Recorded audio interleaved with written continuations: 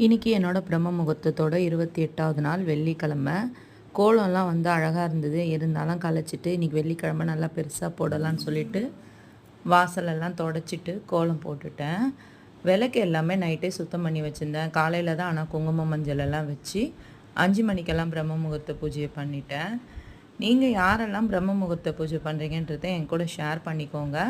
பிரம்ம முகூர்த்த பூஜை பண்ணுறதுனால உங்களுக்கு என்ன நல்லது நடந்ததுன்றதையும் உங்களுக்கு விருப்பப்பட்ட என் கூட ஷேர் பண்ணிக்கோங்க.